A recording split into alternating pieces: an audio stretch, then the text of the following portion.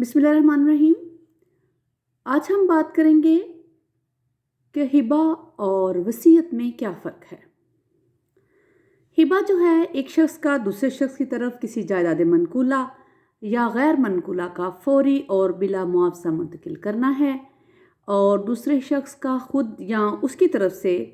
کسی کیس اور صاحب مجاز کا اس شے کو قبول کر لینا جو اس کو گفٹ یعنی ہبہ کی گئی ہو، یہ ہبہ کہلاتا ہے۔ بشرطیکہ کہ واہب جو ہے وہ اس جائیداد کے حق ملکیت اور اس پر اختیارات سے کلیتاً دستبردار ہو جائے۔ شرعاً کسی محسوس شے کا حق ملکیت بغیر کسی معاوضہ کے عطا کرنا ہبہ کہلاتا ہے، بشرطیکہ کہ واہب جو ہے وہ اس جائیداد ملکیت اور اس پر اختیارات کے حق سے کلیتاً دستبردار ہو جائے۔ وصیت جو ہے وہ کسی شخص کا اپنی وفات کے بعد کے زمانے کے لیے معینہ وقت یا ہمیشہ کے لیے اپنی ملکیتی جائیداد یا اس کی منافعت کا کسی دوسرے شخص یا ادارے کے حق میں بلا عوض منتقل کرنے کا قطعی اظہار جو ہے وہ وصیت کہلاتا ہے۔ ہبہ اور وصیت صرف عام قانون میں نہیں بلکہ قانون شرع اسلام میں بھی دو مختلف قانونی اصطلاحات ہیں جن کا وجود ان کے لوازمات کے ساتھ الگ الگ ہے۔ ان دونوں میں جو اختلافات پائے جاتے ہیں ان میں سب سے پہلے ہبہ کرنے والا وصیت کرنے والے سے زیادہ با اختیار ہے۔ ہبہ وارث کے حق میں ہو سکتا ہے جبکہ وصیت وارث کے حق میں نہیں ہو سکتی، کیونکہ وارث جو ہے وہ تو خود بخود جائیداد میں وراثت کا حقدار ہوتا ہے،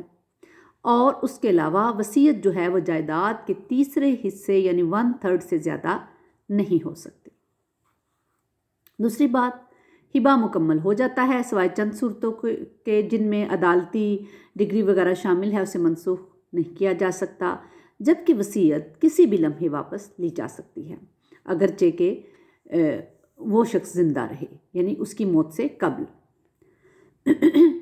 اس کے علاوہ مشائع جائیداد کا اصول جو ہے وہ اس کا اطلاق ہبہ پر ہوتا ہے لیکن وصیت پر اس کا اطلاق نہیں ہوتا۔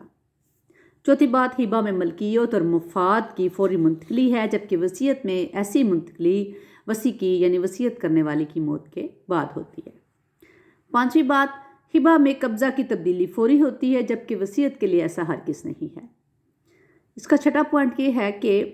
محوبہ جائیداد کی موجودگی بے وقت ہبہ ہونا ضروری ہے جبکہ وصیت میں ایسی بات ضروری نہیں ہے۔ البتہ وصیت کرنے والے کی موت کے وقت ایسا ضروری ہے مگر وصیت قابل عمل اس طرح پھر اگر نہیں ہوگی۔ اسی طرح سے جو سنی قانون ہے اس کے مطابق کوئی وصیت متعدد وارثوں میں سے کسی ایک کے حق میں نہیں کی جا سکتی جب تک کہ دوسرے ورثاء اس وصیت پر اپنے رضامندی کا اظہار نہ دے دیں، جبکہ شیعہ قانون میں 1/3 جائیداد وارثوں میں سے کسی ایک وارث کے حق میں وصیت کی جا سکتی ہے۔ اگر وارث کے حق میں 1/3 سے زیادہ جائیداد متروکہ کی وصیت کی گئی ہے تو صرف یہ لازمی ہے کہ دوسرے وارثان کو بھی کچھ نہ کچھ حصہ دیا جائے۔